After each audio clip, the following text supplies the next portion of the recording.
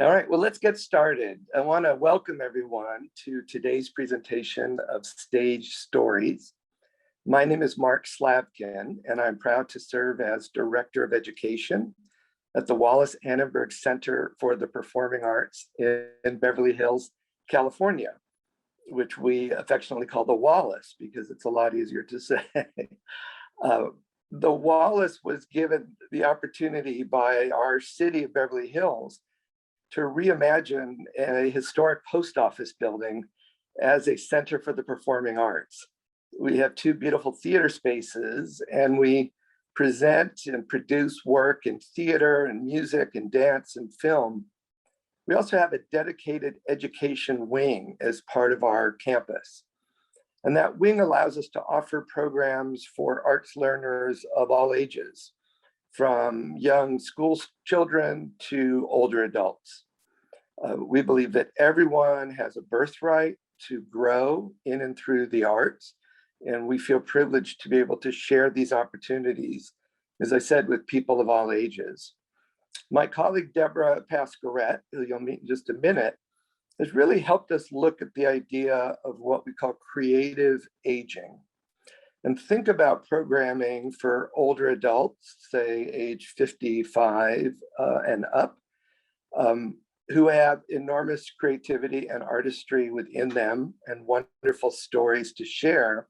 And Deborah looked at how can we develop programming to serve this part of our community.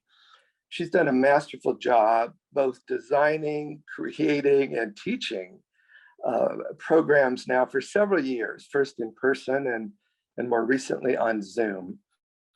And these, as you'll hear from the participants, have really been an invaluable lifeline during the pandemic. Not just a chance to learn and think about writing and sharing stories, but just a sense of community and connection with a group of peers at a time when so many of us feel alone and isolated. That connection can be magical. And I'm very grateful for Deborah's leadership to make all of this happen. I also just want to invite to our family a new colleague who you'll meet hopefully later, Victoria Kemsley. She was a participant in one of these courses, and starting with this last semester, has joined our Grow at the Wallis family, providing support to Debra and assisting us in making these programs happen so beautifully for all the participants. So join me, you can't do it in person, but from your computer or your laptop, in a round of applause and appreciation for my colleague, Deborah Pasquerette. Thank you, Mark. Thank you so much. Hi, everyone, and welcome to our summer session, Tuesday, Stage Stories, Performance and Presentation.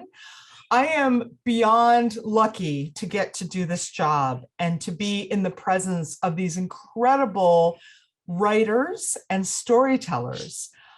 Part of my job every week is getting to hear stories that people are writing, stories that they're sharing with each other.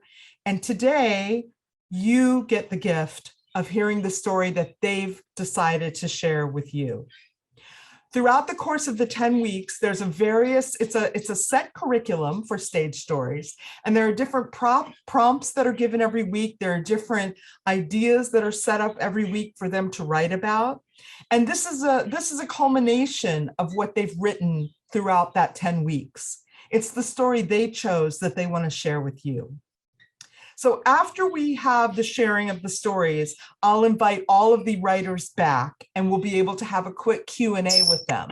So if you have any questions about their particular stories or for them, you'll be able to put it in the chat and I can ask them through facilitating the Q&A, the questions that you have.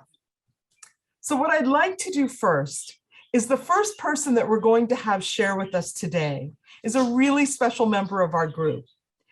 This member of our group, Gloria, has become such a special member to us. Because of her vision impairment, she has actually had most of her family involved in her storytelling. So what's been happening is she's been dictating her stories to one of her children. Her children are then writing it, and then they've come back to share the story with us. So I'd like to introduce to you first today, Gloria Berger. There she is. Hi, Gloria. And I would love to have Gloria introduce her son, Alvin. Hello, you all. I am Gloria, and I'm so happy and proud to be here today and introduce to you my son, Alvin, who is going to read a splendid story to you all. So enjoy it, and so nice to see you all. Thank you. Thank you. Our story is entitled Taffet, Taffet, Taffet by Gloria Berger, née Taffet. Part 1, Alfred Berger. My father, Alfred Taffet, was born in 1900 in Dębic, Poland. As a young man, he survived Russian invasions, pogroms, and the Great Influenza of 1918, events that would forever shape his character. Alfred arrived to New York by boat via Ellis Island in 1920 with very limited English. Despite this handicap, he remarkably passed his New York City High School Regents exam, which he understood would be required for future success in New York and his new adopted country. He did not attend high school as we would know it, but had acquired his education as a Talmudic scholar in Austria, following the path of many generations before him. Even more striking, consistent with the brilliance, courage, and perseverance of this man, was that he was admitted to New York Law School evening classes and graduated with honors. Alfred married his cousin Jenny Dar in 1922, marrying of cousins more common in those days. Alfred and his family, including myself and 2 siblings, lived on Gun Hill Road in the Bronx. He humbly sold vacuum cleaners during the day to help pay the family's bills. Such was the ambition and relentless drive of Alfred that he became a famous lawyer in New York, as well as a successful businessman purchasing real estate. As an immigrant who survived harrowing circumstances in the early part of his life, and then the murder of his family, along with 6 million other Jews, he was emphatically and passionately driven to help other immigrants in New York with legal matters. When he became an established lawyer, he also became involved in local democratic politics to foster and accelerate his success in the legal world. He worked tirelessly to help immigrants in any way he could and for whatever compensation they could offer. He publicly proclaimed that any immigrant surviving the Holocaust arriving in America would receive gratuitous legal services. Tragically, Alfred passed in 1958 at the youthful age of 58. Part 2, Family Trip to Israel. In 1973, our family visited Israel to celebrate my son's bar mitzvah in Jerusalem. I was determined that we visit every important site using my carefully curated handwritten notes and marked up guidebook pages. We were having challenges following the narrow, twisting, and turning streets and walked in endless circles to find one particular historic site. An elderly, yarmulke-wearing gentleman and modestly dressed wife randomly walked by, quite by chance, sensed our misfortune, and asked if they could help us find our way. They then insisted on walking us to our destination, with hospitality we were not accustomed to. Small talk began, with conversations principally between myself and the man, and the rest of our family and his wife. "Where are you from?" inquired the man. I responded, "America." "What city are you from?" I responded, New York. After many other polite questions and answers back and forth, we learned that the Israeli couple had originally settled in Manhattan before moving to Israel. What did your father do in New York? Inquired the man, trying not to be too personal or nosy. I responded, he was a lawyer. What type of lawyer? Inquired the man. I answered, he was predominantly an immigration and real estate lawyer. The stranger from Jerusalem then added, when I arrived in New York in the late 1940s, after surviving World War II, I was plagued by citizenship issues. I was connected to an attorney who helped me tremendously, and I will never forget this man. What was the name of your father? Continued the man, now exhibiting an excited and emotional, somewhat contorted facial expression. Alfred Taffet, I replied, without much emotion, not understanding why the man was acting oddly. The man then became extremely animated and started shouting in a high-pitched, piercing, loud, exuberant, and startling voice that I can remember to this day. Taffet, Taffet, Taffet.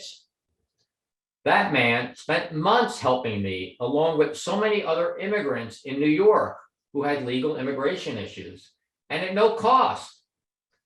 I would have been deported without him. I owe my life to that man. The man then spontaneously shouted excitedly in the direction of his wife, unable or not caring to correct his diction in English. Look, look, who is here? This is Taffet. Taffet is here. As if he was imagining meeting Alfred again, with myself serving as surrogate, a reincarnated version of Alfred. After much further animated conversation, we spent many hours at the home of the Jerusalem couple, reminiscing about our shared past while enjoying fine kosher food. I felt a renewed pride and happiness in remembering my incredibly accomplished and amazing father. To this day, now 48 years later, I still remember this amazing coincidence, my shock at that moment, the former stranger shouting, Taffet, Taffet, Taffet, and the tremendous pride and pathos I felt then, and now in retelling this story, regarding my father's stupendous achievements in his personal and business life. I would now like to introduce Jasha. Hello, thank you so much, Alvin and Gloria. The title of my story is Bubble Trouble. The nightmare kept coming back for years. One of those childhood dreams that lasts long into adulthood. I had done a terrible thing, and it just wouldn't let me rest. Growing up, I was rarely allowed to chew gum. Too much sugar. I had to avoid cavities. This gum deprivation made me covet bubble gum. Not just for the flavor, but for the fun of blowing bubbles. Bubble blowing was a feat one could be very proud of. The bigger, the better. At 6, I had no money of my own, no allowance, no trust fund. So when I found myself face to face with some loose change sitting around my neighbor's house, I helped myself to a nickel. No one knew but me. I was just borrowing the nickel, not stealing it. All I could think of was gum. It was a 5-piece bazooka log wrapped in red, white, and blue. It could last me as long as I saved the chewed piece in a glass of water. After all, it was not about the sugar. It was about the bubble. Now, how was I going to give that money back? I got busy finding 5 empty bottles. Each would bring a penny deposit on return. Cleverly, I would lay pennies around the house. That way, no one would suspect the theft or my part in it. So that I did. 5 pennies spread around the house. A nickel would have given me away. Now I'm very pleased to introduce my classmate, Joel.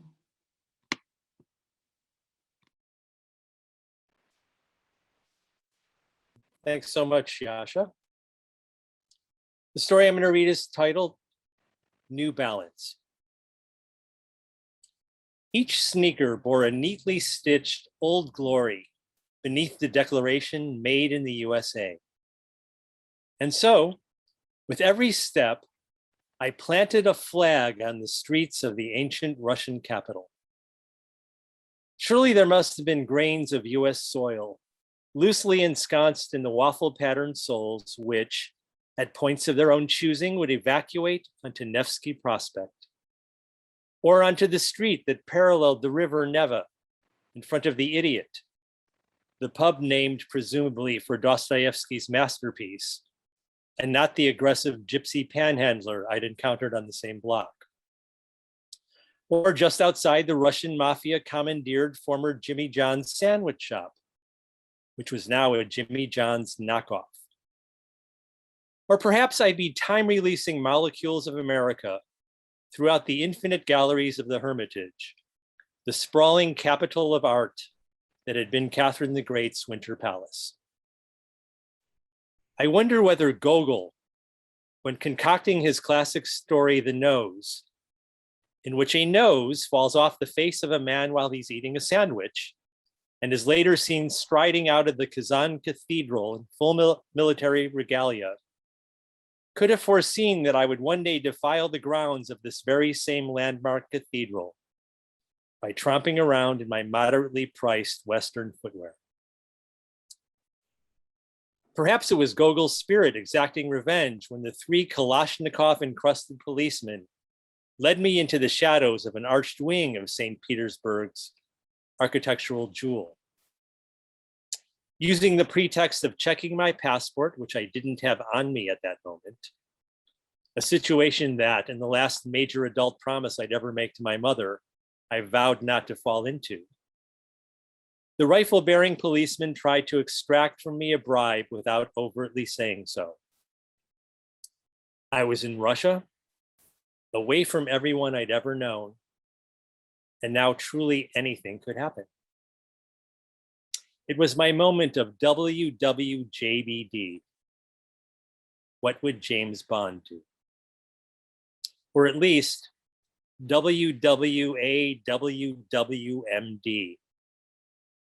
What would anyone who wasn't me do? Calming myself by chanting in my mind the mystic phrase of my daily Buddhist practice, I managed to play dumb enough, well enough, and long enough that they eventually gave up. With a measured warning from the one officer who spoke English, I was returned to my freedom, having lost neither my marbles nor my rubles. Looking down at my feet as I walked away, my adrenaline trying to outrace me back to the hotel, my shoes logo suggested strongly what I would need for the rest of the trip: New Balance. And now it is my great pleasure to introduce our next reader, Carol.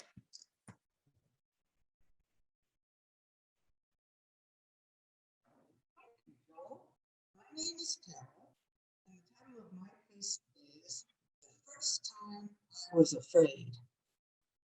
The first time I was afraid of not being believed occurred when my landlord, Velma, who had dementia, accused me of stealing her identity and threatening to kill her. Forced to move out immediately, I feared my old gray Chrysler would become my surrogate home without divine intervention. I recognize this as a spiritual test of faith. Fundamentally, I I was afraid of not being a believer. That if I didn't walk through this madness in faith, my prayer to find shelter would not manifest. At the time, I was studying Carol? to become a. Yes. Carol, it's Yes. Debra. Your sound is completely out. And so I'm going to have you start over again. It sort of came in halfway through, and I want to make sure our audience can hear you. So I don't know what happened. Can you just do a test? 1, 2, 3. Sure. Test 1, 2, 3. Ah, now we can hear you. We could not hear you at all. So sorry, but let's have you start again so everyone can hear you. No worries. Okay. Well, take 2. Okay. All right. So thank you, Joel. My name is Carol, and my piece is The First Time I Was Afraid. The first time I was afraid of not being believed occurred when my landlord, Thelma, who had dementia, accused me of stealing her identity and threatening to kill her. Carol, it's still not coming through. I am so sorry. I'm not sure what to do. I can hear you when I'm talking to you, but when you start reading, it goes away. Maybe come a little bit closer to the microphone. Okay, I'll try that. Yes. I'm not muted. Yes, test 1, 2, 3. Yes, that sounds good. Don't move from there. Carol, I'm just wondering if your paper is in front of your microphone. So maybe move your paper when you start to read. Okay. From where. Okay. Okay, I'll try. Okay, sorry, folks. Take 3. All right. Thank you. Oh, no. This is great. I love it. Nothing like live performance. Okay. So, all right. My name is Carol, and my piece is The First Time I Was Afraid. The first time I was afraid of not being believed occurred when my landlord, Thelma, who had dementia, accused me of stealing her identity and threatening to kill her. Forced to move out immediately, I feared my old gray Chrysler would become my surrogate home without divine intervention. I recognized this as a spiritual test of faith. Fundamentally, I was afraid of not being a believer, that if I didn't walk through this madness in faith, my prayer to find shelter would not manifest. At the time, I was studying to become a sign language interpreter. Driving onto campus that Friday, I clearly heard, not audibly, but in my spirit, the answer is at the school. I was new to the class, just starting chapter 3 in the textbook. I didn't know the teacher, Nancy, very well, but asked her help in finding a house, preferably, with a private entrance for $350 a month rent. Not 5 minutes later, the TTD, telephone for deaf, machine rang and a fax came across it. Nancy shrieked as she read the headline aloud. Roommate wanted, private entrance to house, $350 rent. I could hardly believe my ears. But wait, it must be from someone who's deaf. I don't know enough yet to actually live with someone who's deaf. Nancy encouraged me to inquire, saying that it's the best way to learn. So I responded to the ad. I learned from the roommate seeker, Kathy, that she was not only deaf, but also profoundly blind. I was suspicious, and fearing a scam, I questioned how that could be, as I was reading her typed responses on the TTD. Blind? How can you see my replies if you're blind? I furiously typed. I have a special Braille keyboard. Oh. Motoring across town in the old Chrysler, I thought out loud, what am I doing? I'm on chapter 3. I've never signed with someone who couldn't see my hands.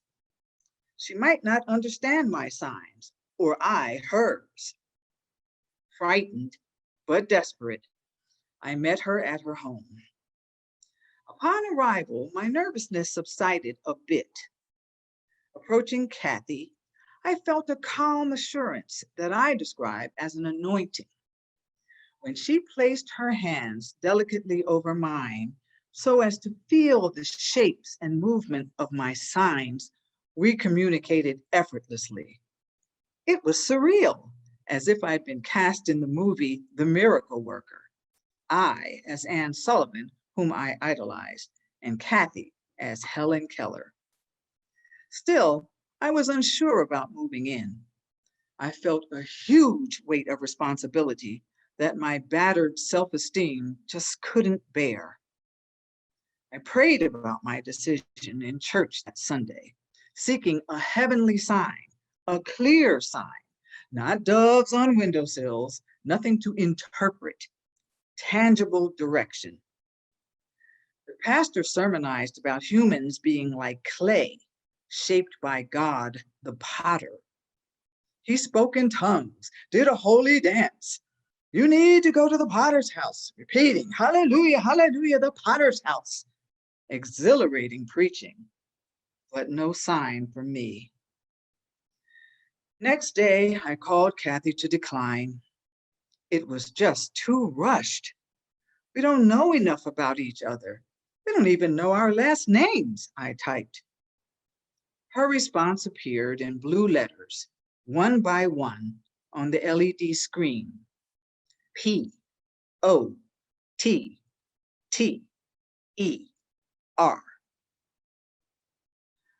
I moved in the following day, by faith and not by sight.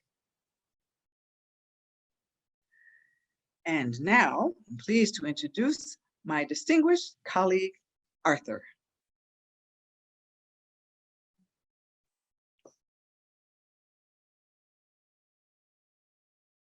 The prompt of the story was clothing, and the name of the piece is called Minkland.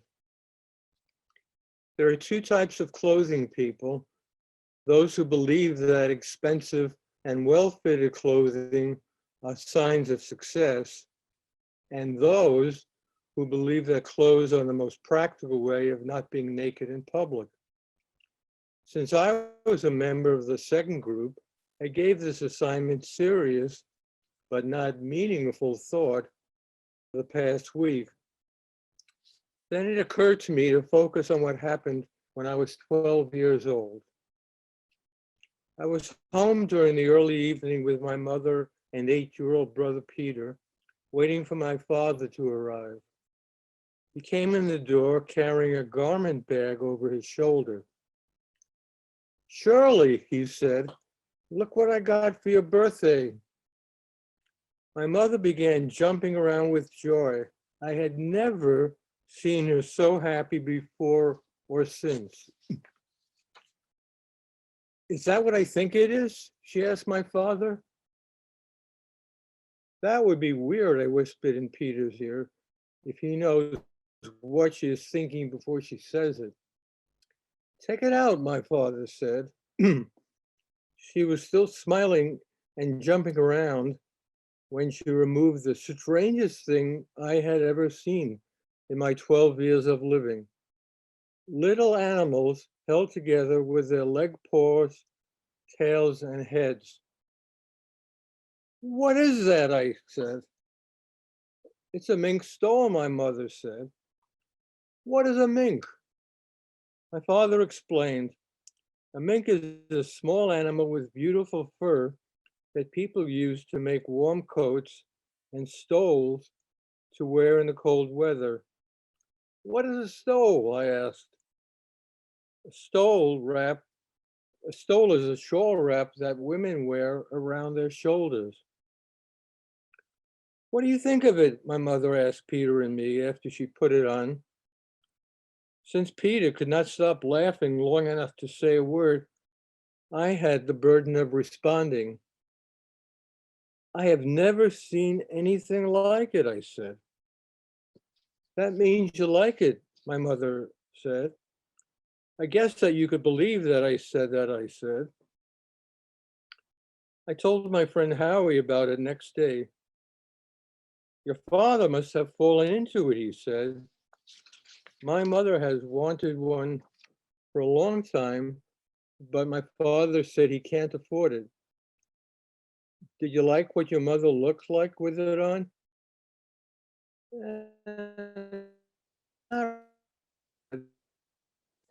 Little animals were killed and their fur, heads, and paws were connected together and worn over her neck. That's pretty disgusting, Harry said. Did it smell real bad?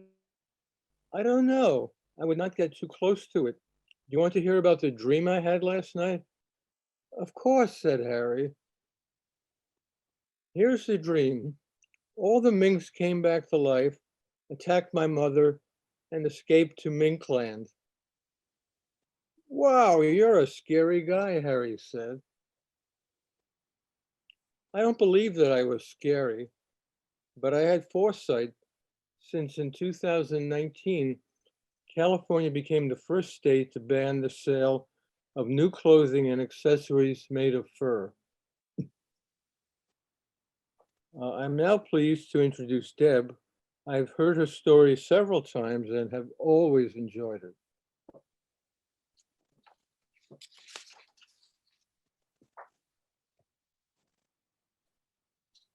Thank you, Arthur. Hi, I'm Deb, and I'm going to read my story, Beverly Park. When I was a young girl, my family lived in the San Fernando Valley. My grandparents lived on the west side. On many weekends, my father would drive us over the hill by a cold water canyon to see them. When we finally arrived and my mother and grandmother would take off to shop Wilshire Boulevard, my father and grandfather took me to the most fabulous place a young child could go, Beverly Park. It smelled of spicy hot dogs and mustard, gooey, sweet, sugary cotton candy, and salty popcorn. The smell of ponies wafted over into the park from the Beverly Park Ponyland, which was right next door. Total intoxication. There was a Ferris wheel, boat rides and bumper cars, a roller coaster, and a haunted house. But my favorite ride was a carousel. It was full size, unlike some of the other child-sized rides. The horses were hand carved out of solid wood and then painted bright colors, such as a brilliant red, turquoise blue, and a sunny yellow. Some were girl horses with ribbons and flowers in their long manes. Others were boy horses with stately vests and bridles. The horses were suspended from thick golden rods top to bottom. As the carousel turned round, the horses pranced up and down, and the smells from the food stands intensified with each turn. It was glorious. The wind in my face felt like freedom, and I pretended that whatever horse I was on was my very own. Of course, I would choose the most colorfully decorated girl horse, the one with all the flowers laced around her neck like a Hawaiian lei. Maybe she would have on a mock straw hat with a band of flowers and ribbons running down her flanks. It was such fun and such a time of innocence. Sadly, the park was closed down in 1974 after having been in business for over 30 years. Now there's what I refer to as a chock-a-block building, housing a very large, very bland mall called the Beverly Center. Yet, each time I drive by the old site, I have fond memories of that park and what a treasure it had been in our community. How sometimes you know when something is so good that it won't last. So you take a picture of it with your mind, or you take a deep breath of its fragrance so you can hold that memory forever. That is what I have done with Beverly Park. One of the best memories of a place I have retained from my childhood. Thank you for listening to my story. May I introduce Gail? Hey, Gail. Thanks, Deb. I'm Gail, and I'm going to be reading I Am From. I am from the children of Eastern European immigrants, one working class, one upper middle class, possibly a marriage of convenience. I am from contradictions, conflict and coexistence, darkness and light. I am from beaches and parks, courtyards and alleys, playgrounds, children running, squabbling, laughing, and an only child's loneliness. I am from my mother's Friday night card games and Saturday morning cigarette butts to unwrap, with dregs of disgusting drinks to sip. I am from Sunday night Chinese food, egg rolls and egg foo young, Sunday morning bagels and lox from the Morse Avenue fish store, an old woman fishmonger with chin whiskers and a leather apron wielding a very sharp knife. I am from road trips, the important job of picking motels and restaurants from the AAA guidebook is mine. Pillows in the back seat, lulled to napping by the rhythm of the car. And then the excitement of noticing a thunderstorm in the distance. I am from arts and culture, a reverence for education, and the knowledge of how universal themes of life are represented, but also some from Saturday afternoons at the Co-ed Theater for 25 cents. Double features, a cartoon, a cereal, a newsreel, and 10-cent popcorn. I am from my neighbor, Mrs. Chlorofine's treat of white bread, butter, and brown sugar sandwiches. I am from kindly and enduring friendships.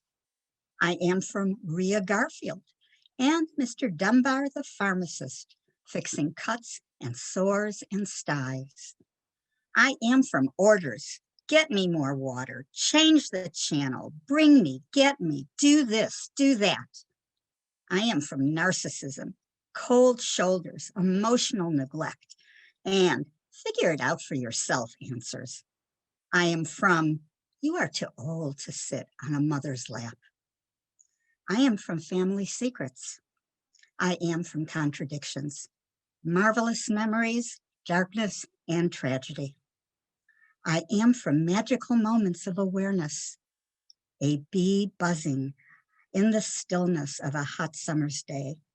And I am from the miracle of life with all its aspects of sorrow and joy. Thank you. And now I'm very happy to announce our last speaker, Jim. Thanks, Gail. My name's Jim, and the name of my piece is Afraid. Tick, tick, tick, tick. It's getting closer. 10 minutes to go. Tick, tick, tick, tick. I look around. Everything ready to go, except me. The handouts in 3 neat piles on my desk. My name printed on the whiteboard in big red letters. Tick, tick, tick, tick. My heart beating faster than the clock. Why am I so nervous? Whatever possessed me to think that I could do this? I'm 55, for Christ's sake, 55. And yet, having spent my life, almost 35 years, in this business we call show, from Broadway to Disney, I decided to try what I had set out to do when I graduated from Michigan State University in 1972 with a secondary teaching certificate in history and drama, which I never used. Tick, tick, tick, tick. Oh my God. In 7 minutes, this classroom will fill up with some 30-something teenagers trying to figure out exactly who this big burly white guy is, as I try to figure out how to relate to a campus full of students, or mostly Latino and African American. Talk about a fish out of water, more like a whale out of water. This class will not look like Sister Rose Eileen's from my school days. Have you noticed how teenagers can be scary, full of hormones, full of quirks, full of themselves. I remember the first time I visited this campus. It was at lunchtime, and as I walked across the quad, I was somewhat afraid, even intimidated. These kids were bundles of energy. Were they staring at me? Or is it just my overactive imagination? I've always loved working with kids and have run many workshops over the years, but this is different. The thought of having to face them every single day and create lessons that are interesting and fun scares the crap out of me. Will I be able to break through and make a difference in their lives? I have a feeling they are going to make a big difference in mine. The clock gets closer to the opening bell. My anxiety is growing. Tick, tick, tick, tick. It's like the adrenaline rush of an opening night, getting ready for my new role as Mr. Drama Teacher. Final look around. Ring, ring. The shrill bell goes off. Curtain going up. Take a deep breath. Open the door. Ready. I hope.